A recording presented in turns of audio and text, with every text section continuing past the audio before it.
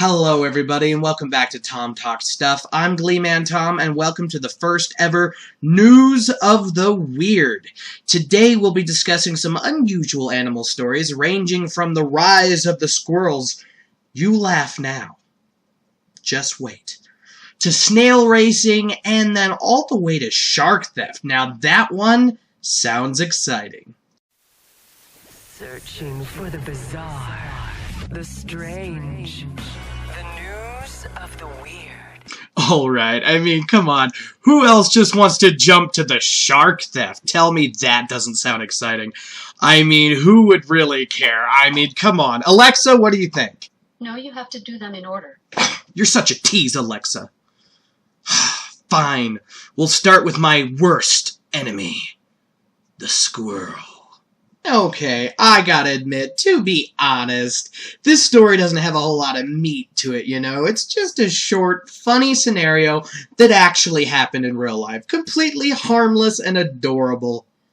Or is that what the squirrel sympathizers want you to think?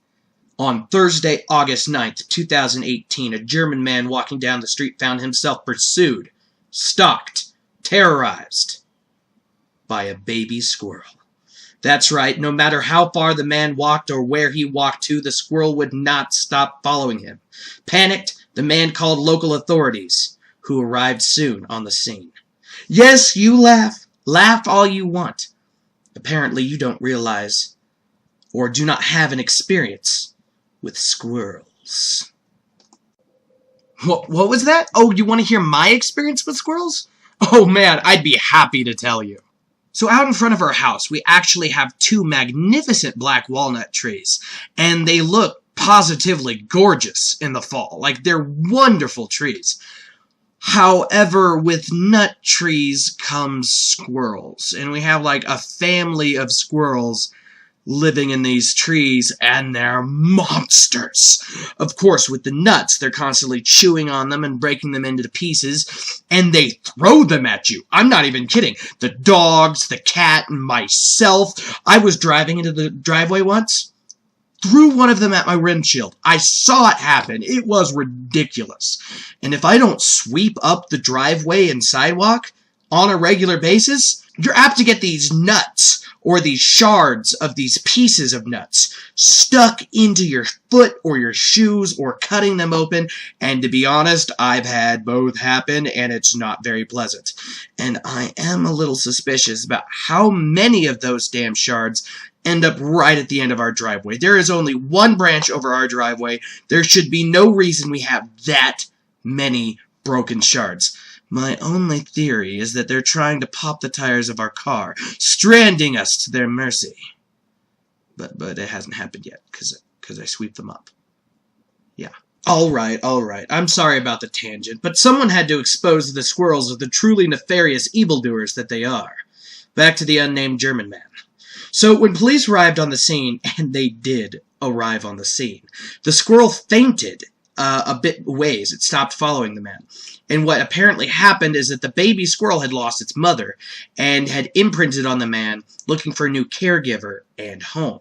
So the cops obviously felt that the squirrel was the one in need and took it to local vets so it could be cared for and re-released back into the city.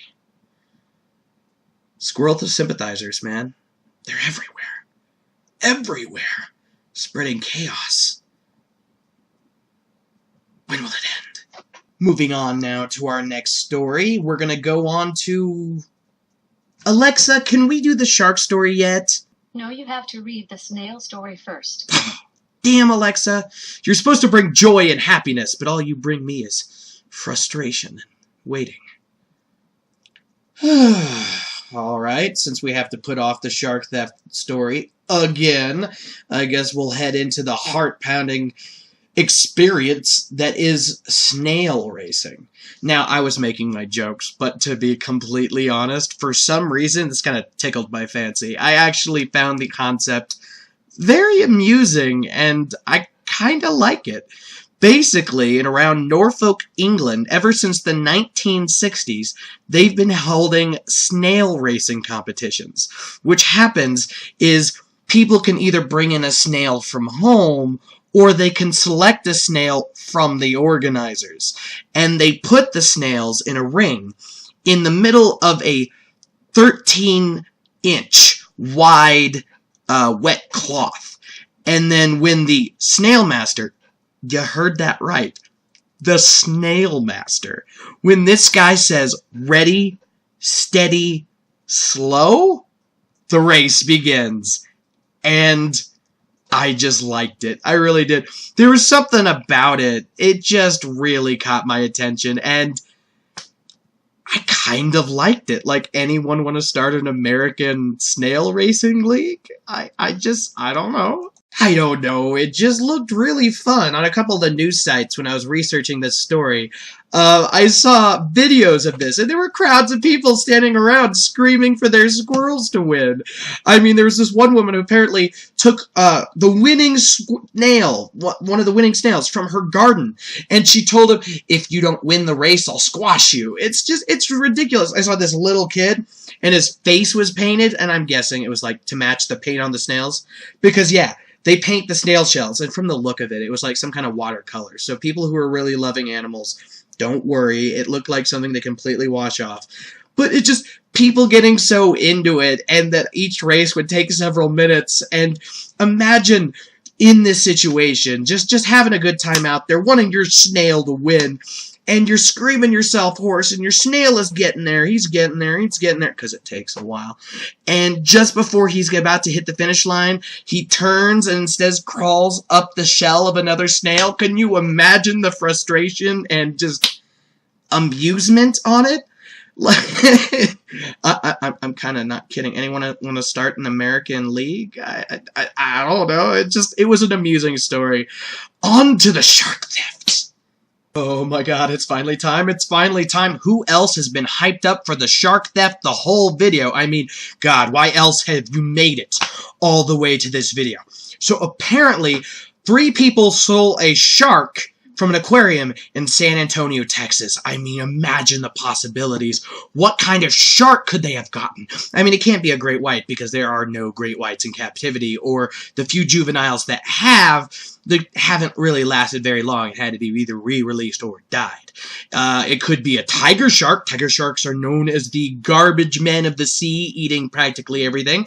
That would be interesting. Maybe a black tip or a hammerhead. That would be an interesting possibility. I mean, oh god, let's hope it's not a bull shark, is it? Bull sharks can live in fresh water as well as seawater, so, like, they have been found in rivers, streams, and like lakes that lead up from, or down from, the ocean. They're terrifying monsters. What could they be planning if they're taking a bull shark? Imagine if they teamed up with the squirrels. It would be chaos. Horror. Oh my god. I've got to know. Alexa, what kind of shark did they steal? They still Miss Helen a 13-inch longhorn shark. Still? You mean still? It was a horn shark? Just a 13-inch longhorn shark too? Horn sharks aren't exciting. I mean, they can be cute and all for sharks. But, like, they're crustacean eaters. They're like leopard sharks. They're docile creatures. You can pet them. And oh, yeah, I did hear that it was stole from a petting location. Where you can, in an aquarium, when you can reach in and touch the aquatic sea life. I used to love going to the aquarium. I went to the Newport Aquarium back in Oregon every spring since I was a little kid. Well, that made the story a lot less exciting. It wasn't something awesome. It was, I guess, a cute little horn shark named Miss Helen. So, here's what happened. So, on Saturday, July 28th, 2018, at the San Antonio Aquarium in Texas, 3 individuals walked into the aquarium and spent about an hour hanging around their petting exhibit in the cold water tanks. And that's when they made their move. And I'm not kidding. One of the individuals walked up to the petting tank when all the other employees were distracted, reached in, grabbed Miss Helen, the 13-inch long horn shark, wrapped it into a towel, went into the utility room, grabbed a bucket that was partially full of bleach agent for like cleaning their tools and instruments, and poured it into a filtration system. Bad, bad, bad. Bad move. And then put Miss Helen, wrapped in the towel, in the bucket, and put the bucket in a stroller and walked out of the aquarium. Like, straight up. Like, it was kind of smooth. And not only that, apparently, later, one of the men was recognized as a man who had falsely come to them, saying he was one of their specialists that gave them salt for their saltwater exhibits, and said there was a bad salt problem, and that he was there to rectify the problem, but he was kind of turned away. So this same guy also came in before with like a whole plan, and since that plan didn't work, he was just basically screw it, and went in as a visitor, and just stole the shark. He just reached in and took it.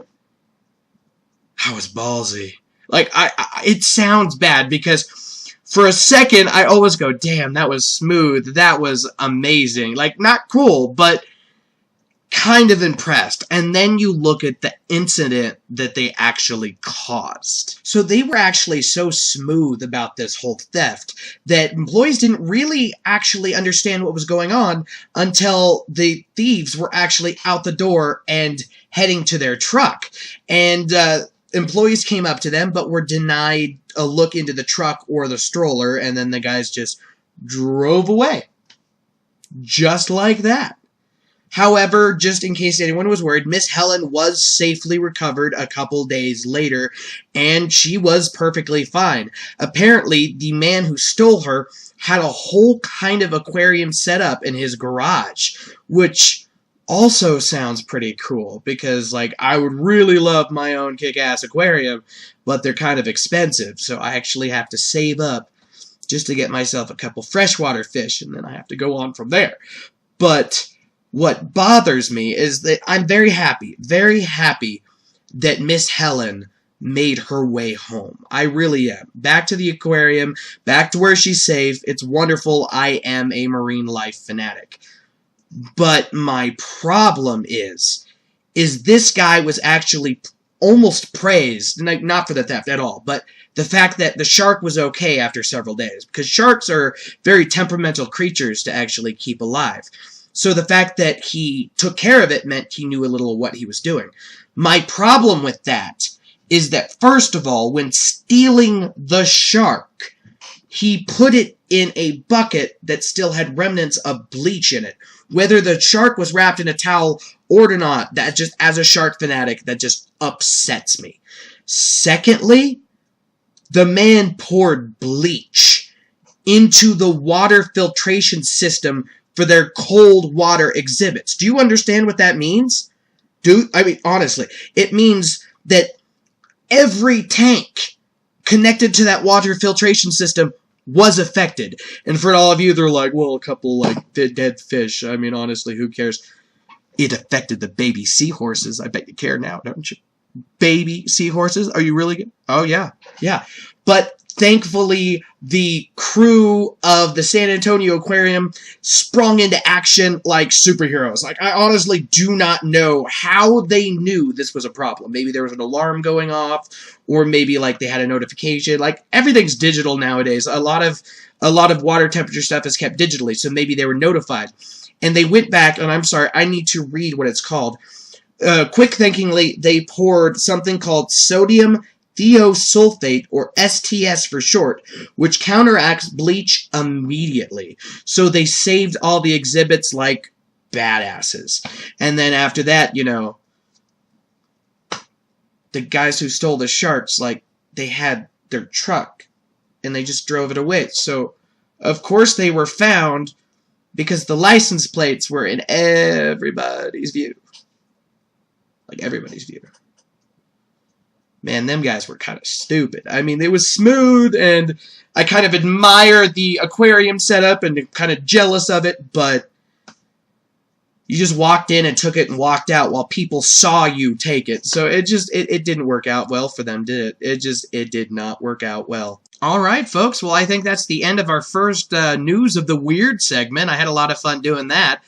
Sorry it got a little bit serious at the end. I'm just a huge fan of marine life. You know, I grew up going to the Newport, Oregon Aquarium. You know, it was just a thing I did all of the time. As a kid, I was like, I want to be an oceanographer. And people would confusedly go, you want to take pictures of marine life? Like, that doesn't sound like you. And I'm like, I meant I want to be a marine biologist.